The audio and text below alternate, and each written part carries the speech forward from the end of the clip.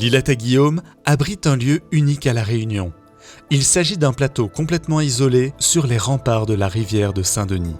À partir de 1864, les missionnaires de la Congrégation du Saint-Esprit décident d'y construire une colonie agricole pénitentiaire pour enfants, à l'image de ces maisons de correction qui essaiment partout en France au milieu du XIXe siècle. À partir de 1850, en France, on installe ce qu'on appelle les maisons de correction pour éviter aux enfants la prison. Donc on va mettre en place des lieux de placement collectifs où les enfants vont travailler, vont être isolés et on pense que grâce à ça, ils vont être redressés. C'est exactement ce que vont faire les spiritains ici, d'abord à la Providence, puis en créant une annexe là-haut à l'Îlette à Guillaume. Et on va y ressembler des enfants, placés par la justice des enfants, qu'il faut redresser. L'Îlette à Guillaume, les enfants sont gardés par les remparts. On n'a pas besoin du tout d'une architecture carcérale. Et pour ça, l'Îlette, c'est absolument dans le projet des maisons de correction. Et puis c'est un lieu où les enfants vont beaucoup travailler. On va beaucoup leur faire construire des murs, des terrassements, des routes, un pont. Et là aussi, on est dans le projet intégral des colonies agricoles pénitentiaires. On pense que par l'isolement et le travail, les enfants vont retrouver le bon chemin. C'est absolument, pour le coup, assez inédit pour moi de travailler avec des archéologues. C'est-à-dire que là, on va vraiment mailler le travail en archives et le travail sur le terrain.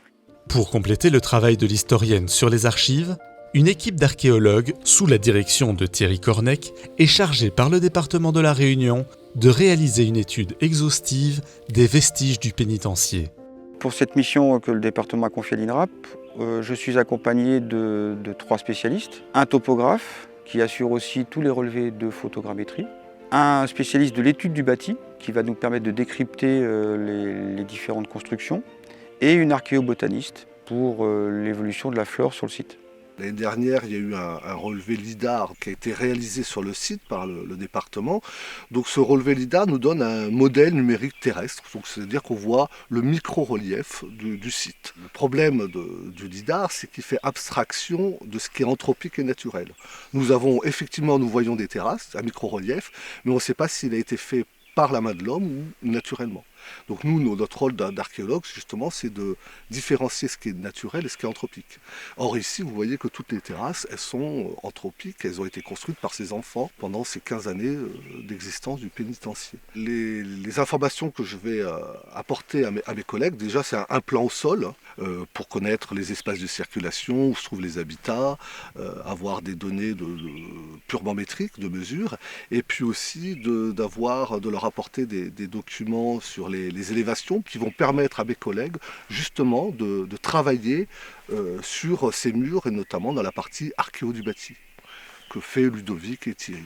L'étude des murs nous permet de retracer l'histoire du site à partir de la construction et des méthodes de construction des murs. Les archives nous parlent de maçons ou de charpentiers qui participaient à la mise en œuvre du chantier. Mais par contre, on ne sait pas à quelle hauteur les enfants ont travaillé. Ils ont pu participer à la construction de bâtiments de moindre importance, on va dire, comme par exemple la chapelle ou la forge, où l'utilisation de blocs plus petits est utilisée. Ou alors au dallage, on sait qu'ils ont participé au chemin d'accès et à la voirie principale. Ce lieu, quand il était en utilisation par les enfants du pénitencier, on sait qu'il y avait de l'agriculture parce qu'ils vivaient un petit peu en autonomie, on était très loin de Saint-Denis. Donc on a des témoignages, des sources d'archives qui nous disent qu'il y avait de l'agriculture. Le but maintenant, c'est de pouvoir vraiment la caractériser. Est-ce que c'était une grosse agriculture intensive d'une seule espèce? Est-ce que c'était plein de petites espèces différentes? Pour répondre à cette question, je vais faire des prélèvements surtout. Donc je creuse des sondages, des petits sondages, dans lesquels je prélève du sédiment. Ces sédiments, ils sont tamisés et je vais rechercher les graines et les charbons en priorité. Donc ça va me permettre de pouvoir dire, à tel endroit où j'ai prélevé, on avait telle espèce, telle espèce, telle espèce. Ces 3 disciplines se complètent pour dessiner l'évolution des différentes constructions en proposant des chronologies relatives des murs, en déterminant leur mode de construction.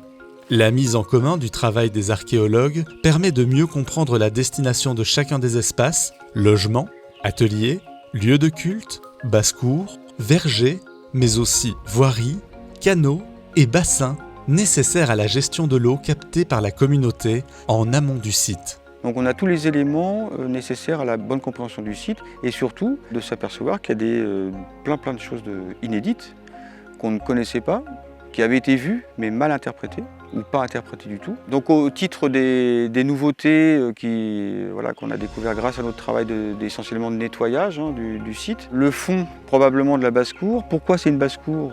Puisque surcreusé dans cette terrasse, on a un bassin. Pourquoi c'est interprété comme un bassin? 2 éléments.